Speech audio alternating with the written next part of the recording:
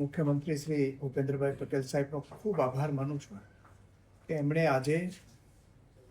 Gujarat ship building and ship repair policy 2026 launch કરી અને એના દ્વારા 2047ની અંદર જે મેરીટાઈમ વિઝન ઇન્ડિયા અને મેરીટાઈમ વિઝન ગુજરાત છે એના સંકલ્પો સાકાર કરવા માટે ખૂબ મોટું બળ મળવાનું અને ગુજરાત જે સમગ્ર દેશમાં સૌથી લાંબો 2200 કિલોમીટર જેટલો દરિયા કિનારો ધરાવે છે અને 42% જેટલો હિસ્સો આપણો લોજિસ્ટિક જે મેરીટાઈમ લોજિસ્ટિક છે એમાં હિસ્સો ધરાવીએ છીએ એને પણ ખૂબ મોટો વેગ મળવાનો છે. સાથે સાથે પોરબંદરના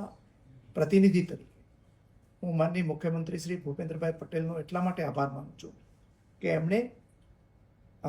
જે પોરબંદર પાસે ઉછળી પાસે મેગા શિપ બિલ્ડિંગ પાર્ક અને શિપ બિલ્ડિંગ રિપેર ફેસિલિટી માટેની સૈદ્ધાંતિક મંજૂરી પણ આપી અને આ મંજૂરીથી પોરબંદરની અંદર વિકાસના નવા આયામો ઊભો થવાનો છે. લગભગ 3300 કરોડ જેટલી જે જમીન સહિતની મેરીટાઈમ ફેસિલિટી ત્યાં ઊભી થશે, જેના ઉપર બહારના શિપ બિલ્ડરો આવી અને પોતાનું મૂડી રોકાણ અલગથી કરવા. આ રીતે 3300 કરોડ રૂપિયા જેટલી જે મરીન ફેસિલિટી ઊભી થશે અને ઉપરાંત જે પ્રાઇવેટ મૂડી રોકાણ કરવાના છે એ 23,700 કરોડ રૂપિયા જેટલું મૂડી રોકાણ કરવાના છે. એટલે માત્ર એક જ જગ્યાએ 27,000 કરોડ જેટલું મૂડીરોકાણ આ ship building mega ship building park છે એની અંદર થવાનું છે અને એને કારણે ગુજરાતને એ વિશ્વના શિપ બિલ્ડિંગના નકશાની અંદર સ્થાન મળશે અને સાથે સાથે પોરબંદર અને આસપાસના જે વિસ્તારો છે એ વિકાસની હરણફાળ પડશે. માત્ર શિપ બિલ્ડિંગ થશે એટલું જ નહીં, એને કારણે સ્થાનિક હજારો યુવાનો ટેકનિશિયનો એને રોજગારી મળવાની છે અને શિપ બિલ્ડિંગ આધારિત જે MSME નાના જે ઉદ્યોગો છે એનું પણ ત્યાં મોટો વિકાસ થવાનો છે અને એને કારણે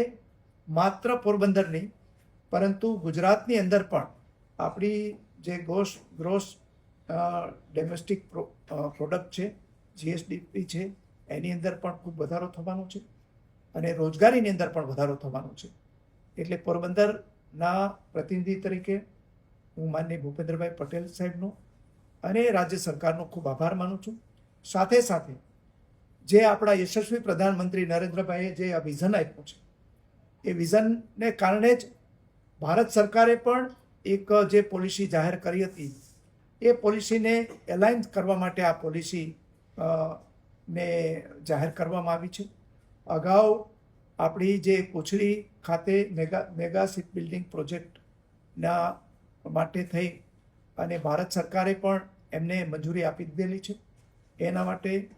આપણા યશસ્વી પ્રધાનમંત્રી નરેન્દ્રભાઈનો, આપણા